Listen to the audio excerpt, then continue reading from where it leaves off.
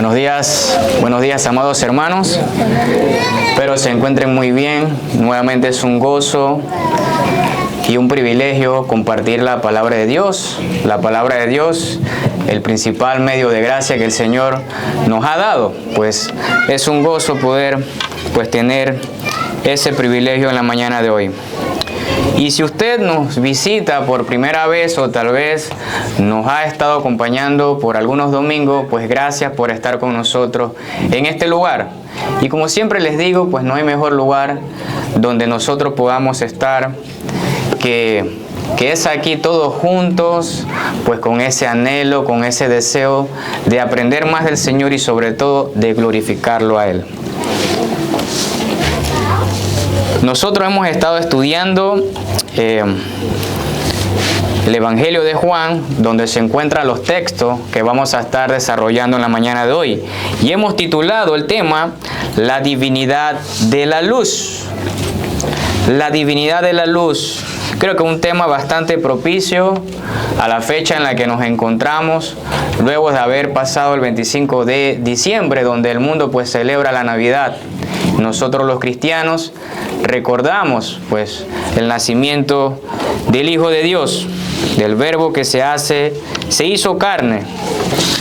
Así que este es nuestro tema. Y quiero que sigan conmigo el texto del verso 6 al verso 13. Dice la palabra del Señor de la siguiente manera.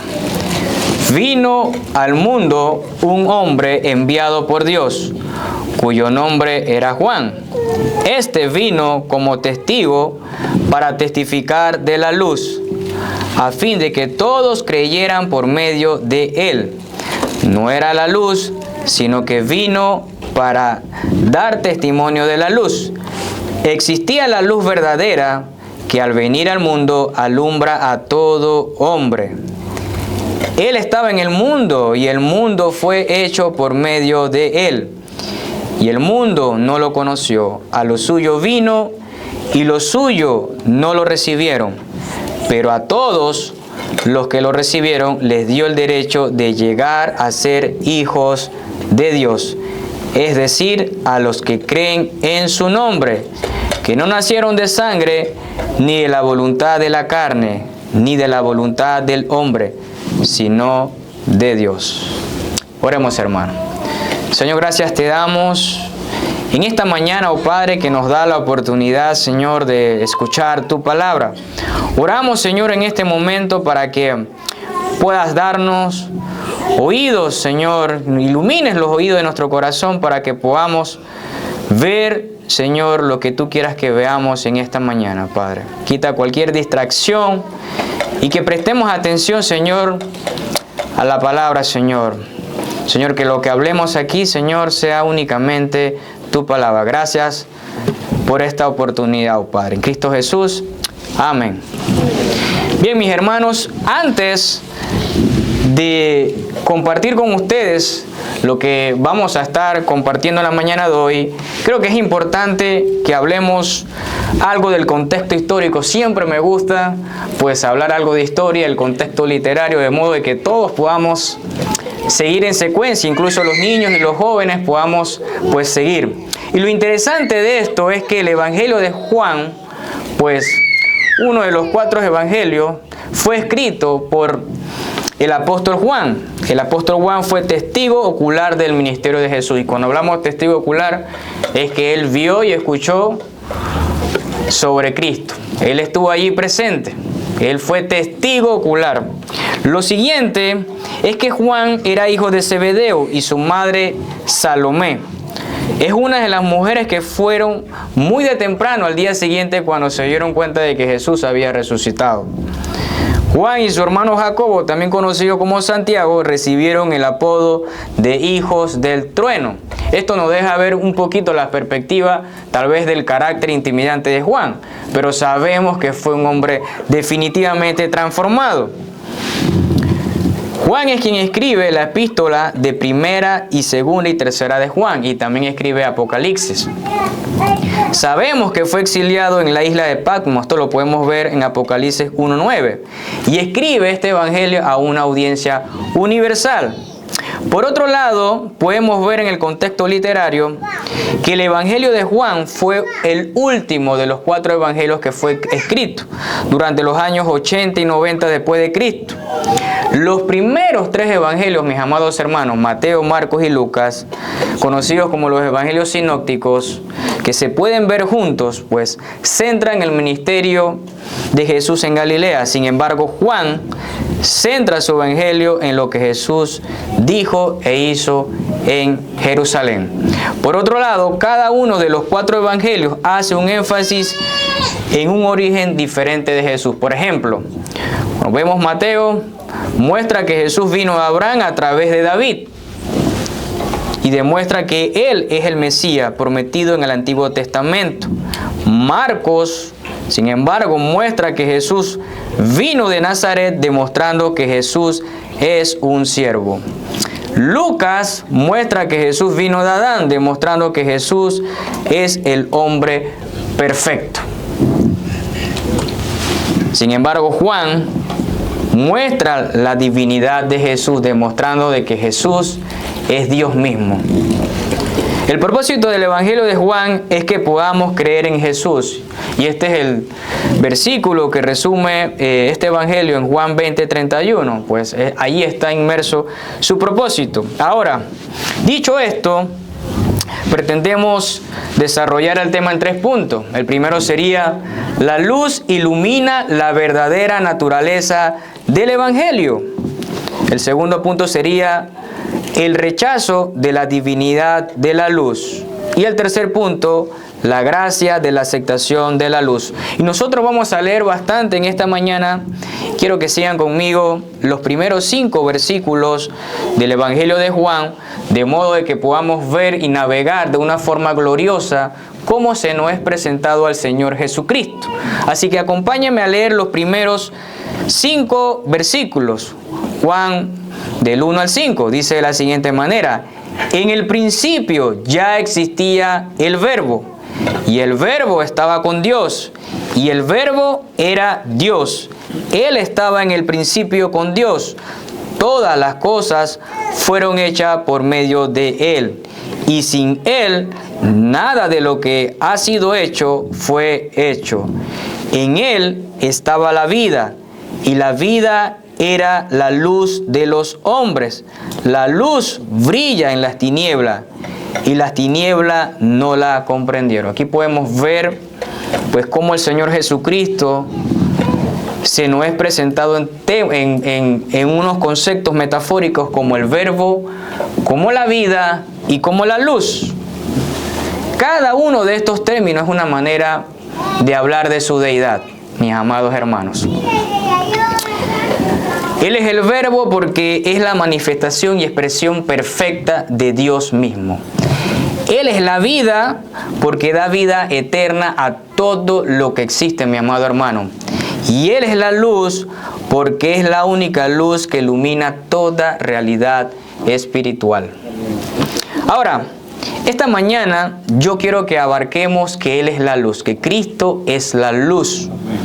Pero antes de comenzar, creo que es importante que usted pueda entender por qué el apóstol Juan utiliza un término tan cotidiano como la luz para referirse a Dios mismo o al Señor Jesucristo. ¿Por qué él utiliza este término? Y yo creo que si nosotros buscáramos de seguramente su dispositivo, para aquellos que lo tienen en sus manos, y entrara en la internet, sin importar cualquier buscador que usted utilice, y usted colocar allí qué es la luz, de seguro va a tener muchas definiciones científicas, que la luz es energía, que la luz es vida, que la luz es necesaria para todo lo que existe, que la luz es una forma de energía radiante, una onda electromagnética. En ese sentido, si usted le preguntara a un niño, a su hijo, o tal vez un adolescente, ¿qué es la luz para usted? Tal vez algo que se apaga, tal vez algo que se enciende. Y si en este momento apagáramos el interruptor de la luz del cine, estaríamos completamente en oscuridad, ¿cierto? Y si es que sin la luz usted se puede tropezar, usted puede caer, usted puede ser expuesto al peligro. Entonces, viéndolo de esta manera, la luz es totalmente importante, mis amados hermanos. Y sin la luz no podríamos distinguir incluso los colores. Mediante la luz radiante que entra a nuestros ojos podemos distinguir los colores. Usted puede saber qué tipo de color está viendo. La luz es energía y es necesaria para el mundo. Juan utiliza este término sencillo pero profundo para definir quién es Cristo. Él es la luz que brilla e ilumina en la esfera espiritual.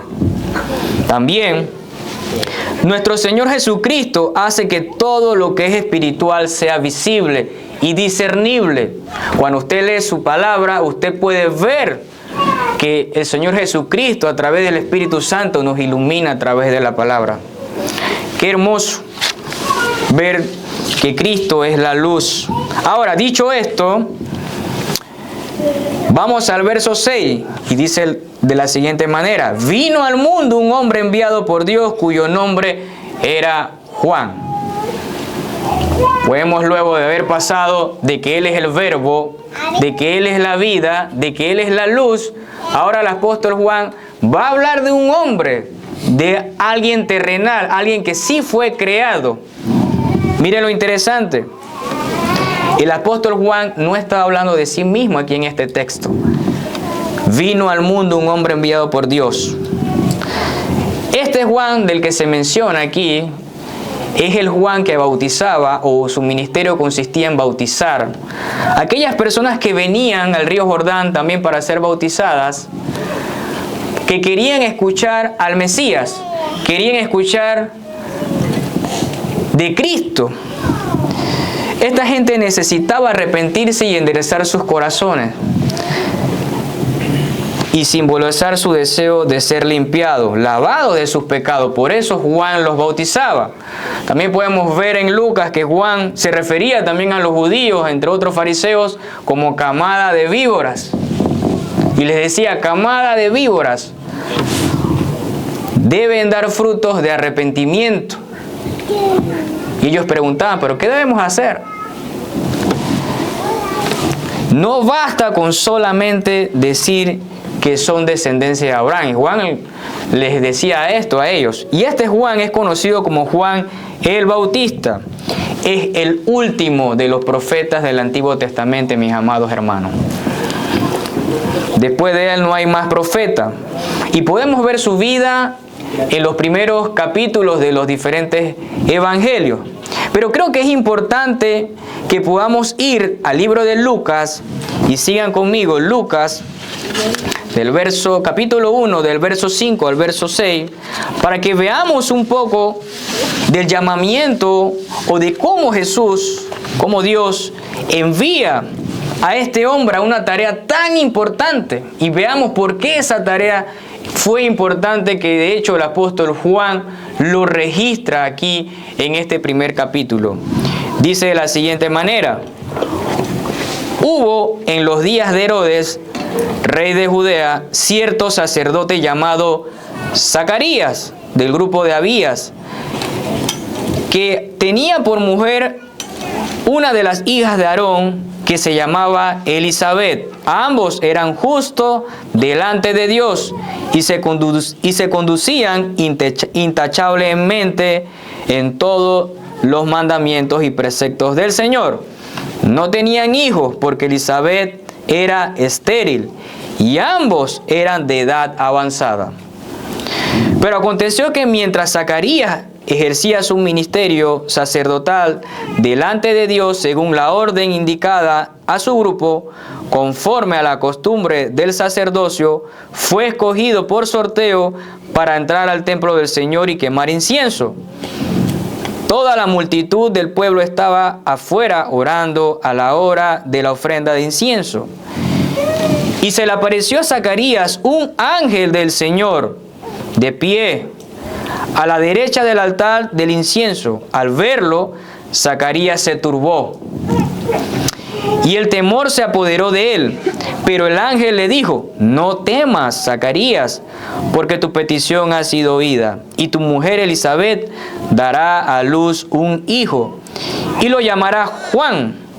Tendrá gozo y alegría, y muchos se regocijarán por su nacimiento, porque él será grande delante del Señor. No beberá vino ni licor, y será lleno del Espíritu Santo aún desde el vientre de su madre, y hará volver a muchos de los israelitas al Señor su Dios. Y podemos ver, mis queridos hermanos, que Juan el Bautista fue enviado por Dios de una forma milagrosa. Yo sé que a veces podemos escuchar algún pastor tal vez que diga: he sido enviado por Dios. Y sí, en términos, sí, somos elegidos por Dios. Pero decir que el ángel del Señor se le presente a su padre para revelar que va a dar su esposa a luz siendo estéril es algo totalmente divino. Y así fue enviado Juan. Incluso desde el vientre de su madre el Espíritu Santo ya estaba con él. Fue llenado del Espíritu Santo. Y es que Juan fue el hombre más grande que jamás vivió. Jesús mismo lo dijo en Mateo 11:11. En verdad les digo, entre los nacidos de mujer no se ha levantado nadie mayor que Juan el Bautista. Pero ¿por qué Juan fue considerado incluso por Jesús mismo como un gran hombre? ¿Por qué? ¿Porque era el más intelectual? Definitivamente no. ¿Porque era el más influyente? Tampoco. ¿Porque era el más espiritual? Claro que no. Y la respuesta es que ningún hombre ni profeta antes que él había tenido la responsabilidad, mi amado hermano, de anunciar al Mesías. Había tenido el privilegio de anunciar la llegada del Mesías y abrir paso al Mesías. Pero sobre todo ese privilegio y responsabilidad, sabemos que Juan el Bautista fue humilde. Y por su entrega y fervor sabemos cómo murió. Decapitado. Hasta lo último en defensa del ministerio del Señor Jesucristo. Y yo sé que hemos estado orando en las reuniones de las mañanas, de los domingos. Incluso vimos el informe de nuestro pastor misionero. Y hemos estado orando por la iglesia perseguida. Yo sé que nos sentimos aquí muy cómodos. Y aquí en Panamá pues tenemos la dicha de poder tener y compartir la palabra de una forma libre. Pero hermanos, definitivamente, así como Juan el Bautista y la forma que murió, muchas partes del mundo, tal vez en el oriente, pues hermanos están siendo perseguidos. Y es un privilegio que tenemos nosotros de estar aquí reunidos. ¿Qué diríamos de nosotros, amados hermanos? ¿Podríamos decir que tenemos la misma entrega que tuvo Juan el Bautista? ¿O estaríamos dispuestos a sufrir o morir por defender la verdad del Evangelio? Ahora, aquí el texto no se centra de Juan el Bautista. De hecho, el apóstol Juan presenta en estos primeros versículos un pantallazo de lo que es la vida de Juan el Bautista, para hablarnos de la realidad, para hablarnos de la realidad de la verdad del Evangelio, mis amados hermanos. Juan el Bautista vino al mundo con un propósito. Él ya había sido escogido y enviado por el Padre, por el Creador. ¿Pero para qué fue enviado? Es importante que de una forma sencilla podamos responder a esta pregunta, ya que todos, mis amados hermanos, todos los que estamos aquí tenemos un propósito. A veces creo que es una pregunta que más nos cuesta. ¿Cuál es nuestro propósito? ¿Por qué nacimos? ¿Por qué estamos aquí? ¿O por qué venimos a la iglesia? Y me gustaría que siguieran conmigo esta respuesta y podamos ir la verdad gloriosa de esta verdad en el verso 7. Juan 1:7. Y dice así: este vino como testigo para testificar de la luz, a fin de que todos creyeran por medio de él. Y este es el propósito, mis amados hermanos. Y vino como testigo primero para luego testificar. Dos palabras aquí interesantes que marcan un antes y un después. A fin de que todos creyeran por medio de él. Su misión y su rol era testificar de la luz para anunciar la llegada del Mesías. La obra de Juan el Bautista se centró deliberadamente en llevar a la gente a la fe en Jesús. Esa fue su obra. Me gustaría que ahora aplicáramos, pero ¿qué es esto, hermano Isaac, de ser primero testigo y luego testificar? Unos conceptos que son bastante interesantes. Ahora, pongamos un ejemplo. Me gusta utilizar ejemplos. Digamos que uno de ustedes, mi amado hermano, esté atravesando por alguna situación legal. Pongámoslo de esta forma.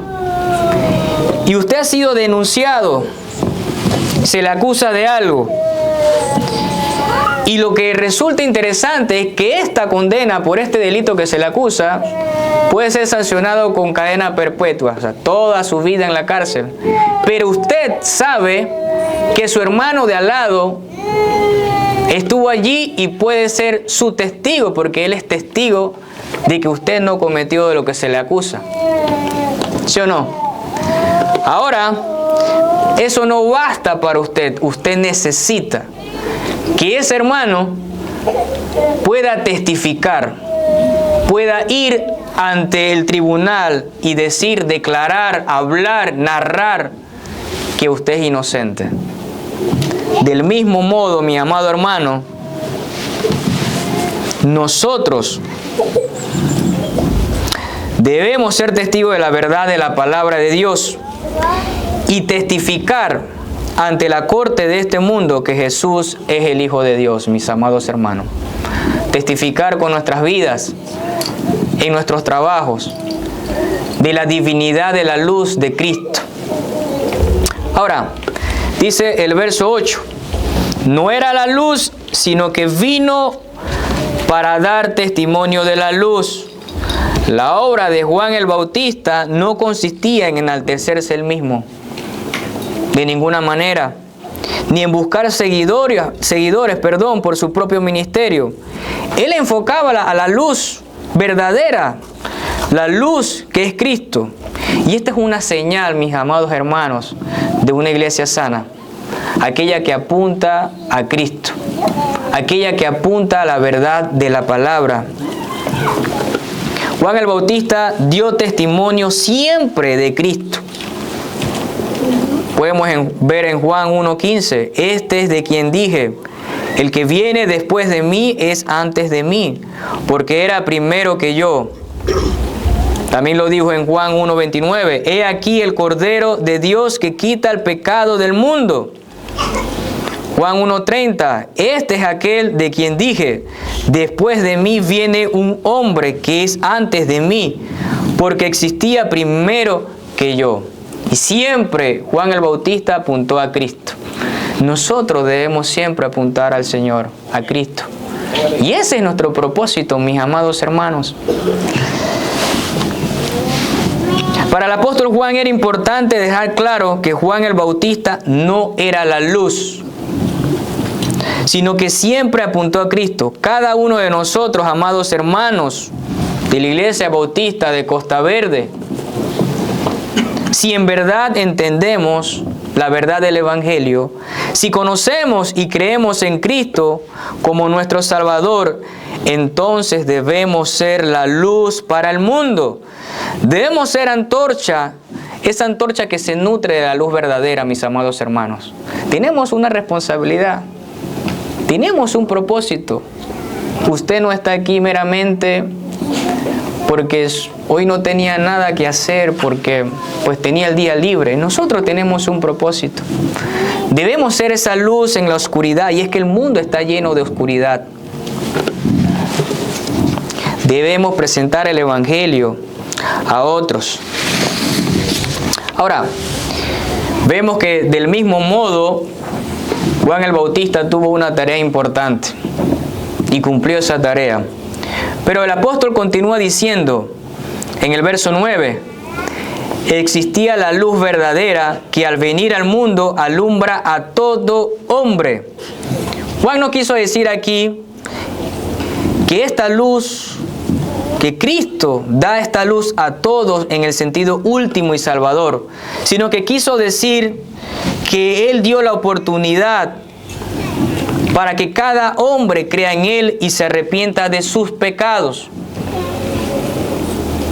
Él ha dado esa oportunidad para que todos los que estamos aquí pues creamos verdaderamente en Él y nos arrepintamos y demos fruto de arrepentimiento. ¿Qué significa esto?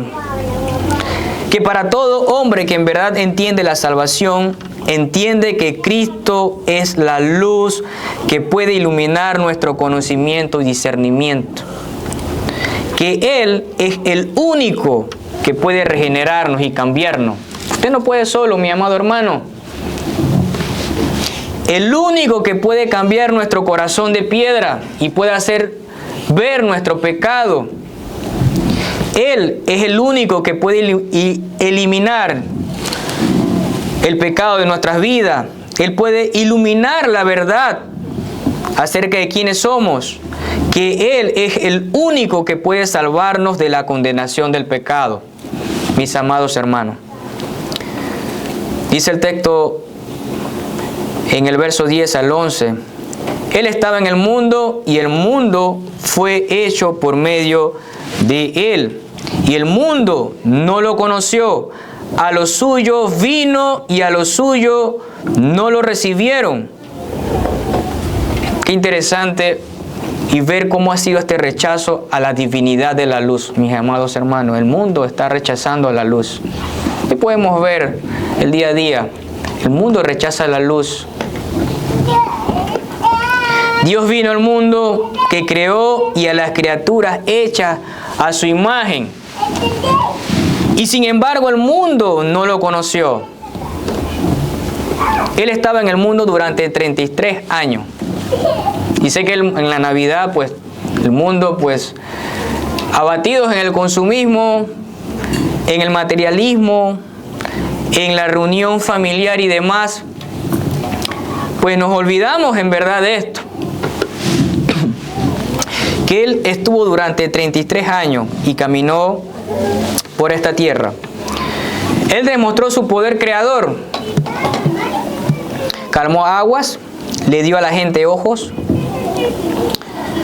dio vida a los muertos, alimentó a multitudes, incluso expulsó demonios. Perdón. Convirtió el agua en vino.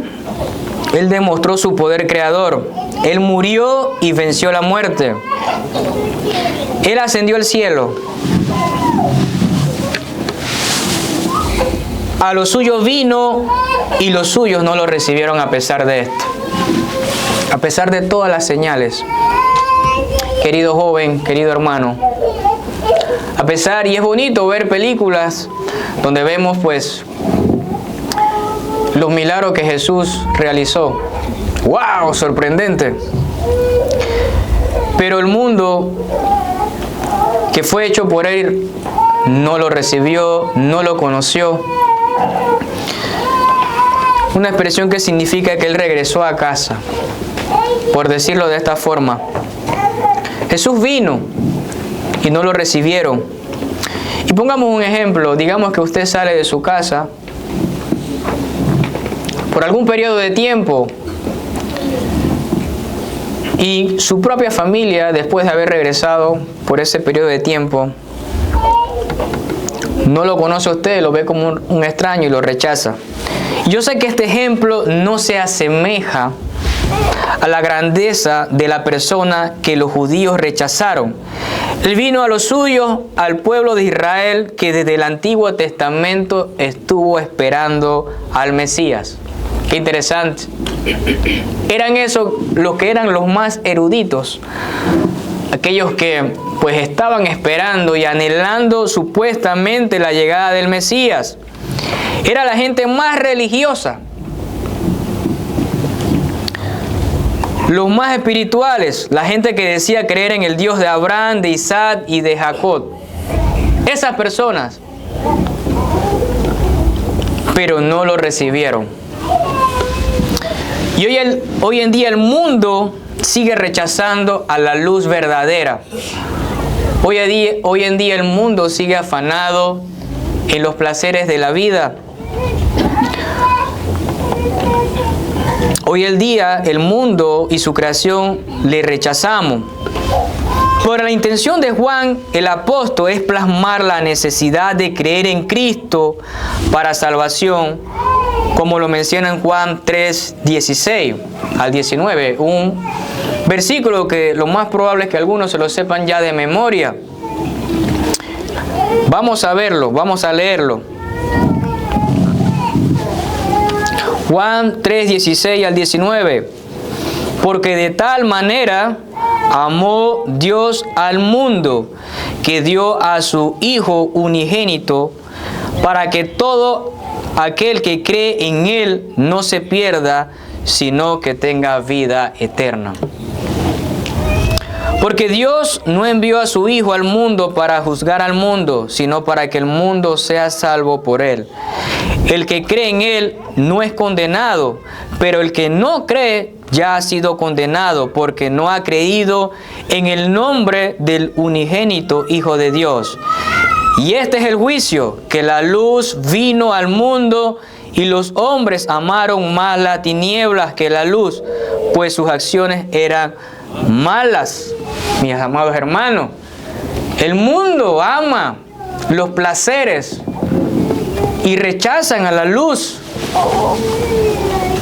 Punto interesante que no podemos pasar por alto es ver la maldad de este mundo, ver cómo las personas que rechazan la luz verdadera son conducidos a un sinsabor de la vida, a cuestionarse por qué existimos, a llenar nuestra vida de actividades tras actividades. No podemos estar tranquilos porque no queremos dar cabida a que nuestra mente esté en tranquilidad, a ver la realidad de nuestra vida sin Cristo.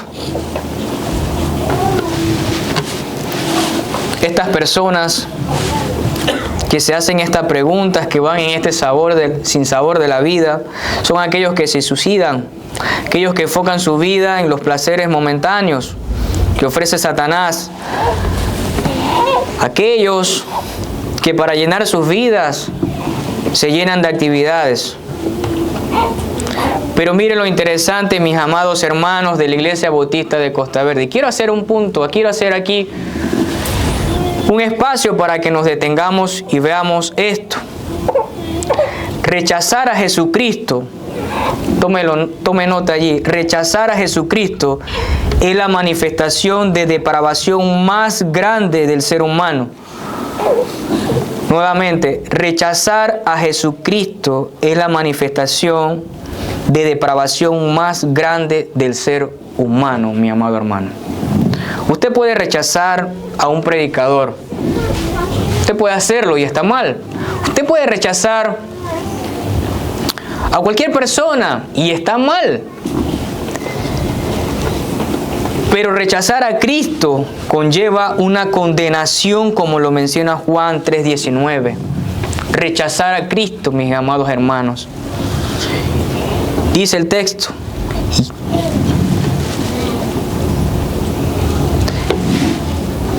el que cree en Él no es condenado, pero el que no cree ya ha sido condenado, porque no ha creído en el nombre del unigénito Hijo de Dios. Y este es el juicio, que la luz vino al mundo y los hombres amaron más las tinieblas que la luz, pues sus acciones eran malas. El mundo amó más el pecado. Inmenso en la muerte espiritual, aman su ceguera. Hay personas, hermanos, que por más que usted le presente a Cristo, aman su ceguera, rechazan la luz, pues sus acciones son malas. Ellos se hunden en la oscuridad más y más. Amado amigo, querido hermano, ¿amas más las tinieblas que la luz? Yo no conozco y no conocemos cuáles sean nuestras batallas, nuestras luchas. Pero vamos a ver ahora cómo también el apóstol Juan, después de haber hablado de Juan el Bautista y luego del rechazo de la divinidad de la luz, nos presenta la gracia de la aceptación de la luz, de aquellos que han aceptado, aquellos que no son condenados, aquellos que han creído en Él. Y dice el texto, verso 12, pero a todos los que recibieron les dio el derecho de llegar a ser hijos de Dios, es decir, a los que creen en su nombre. ¡Qué esperanza! ¡Qué maravillosa esperanza que tenemos nosotros los que hemos creído en Él! Aunque algunos rechazaron esta revelación, otros la recibieron. Usted la ha recibido. Por lo tanto, nos hemos convertido en hijos de Dios. Y recibir significa que hemos creído en su nombre. Juan dice, aquellos que no nacieron de sangre ni de la voluntad de la carne, ni de la voluntad del hombre, sino de Dios. Ya para ir finalizando, mis amados hermanos, esta es la verdadera naturaleza de los creyentes que somos hijos de Dios. Su verdadera naturaleza para ti que has creído, mi amado hermano, por fe en el Hijo de Dios. Para ti, mi querido hermano, que estás en obediencia a nuestro Señor, alejado de las tinieblas, batallando con el pecado, con las tentaciones. Para ti que aunque tengas tribulaciones, necesidades y dificultades, tu esperanza está puesta en Él y has sido llamado Hijo de Dios. Se convirtieron en hijos de Dios mediante un nuevo nacimiento, naciendo de Dios. Juan nos recuerda la naturaleza de este nacimiento. Quienes lo recibieron nacen de Dios, pero no de un esfuerzo propio ni de logros humanos. Este nuevo nacimiento trae cambio de vida. Ya no somos iguales al viejo hombre. La luz divina de Cristo nos ilumina y nos lleva por el camino del bien, dando frutos genuinos de arrepentimiento. No solo basta con decir que somos cristianos. Debemos dar frutos de arrepentimiento en nuestras vidas. No podemos seguir viviendo en tinieblas, mis amados hermanos.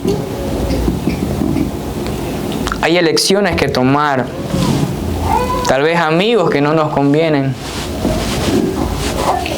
lugares donde no debemos estar. No podemos seguir en tinieblas porque somos hijos de Dios. Me gustaría compartir con ustedes algunas aplicaciones para ya ir finalizando. La primera de ellas es que la verdadera naturaleza del ministerio del Evangelio es acerca de la luz. Tiene que ver con Cristo. Consiste en dar los hechos, la verdad y la evidencia de quién es Cristo, por qué vino y lo que ha hecho por cada uno de nosotros. La meta del ministerio del Evangelio es creer en Cristo a través de nuestra predicación, de lo que usted predica con su vida, a través de nuestra manera en que vivimos y en nuestros hogares y trabajos. Cristo es la luz y es nuestro autor y consumador de nuestra salvación. Si hemos creído en la luz, no podemos vivir en tinieblas, mis amados hermanos. Que la palabra de hoy pueda seguir transformando nuestra vida. Me gustaría que oremos en esta mañana. Oremos. Señor, gracias te damos en esta mañana, oh Padre, que nos has presentado, Señor, en tu palabra, que tu Hijo amado, Señor, es la luz que ilumina toda realidad espiritual, Señor.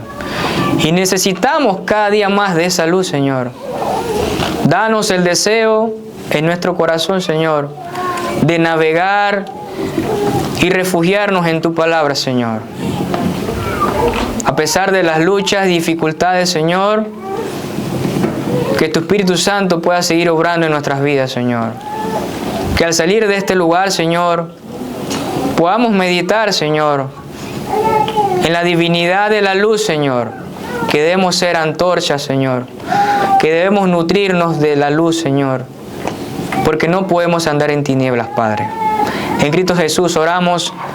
Amén. Amén.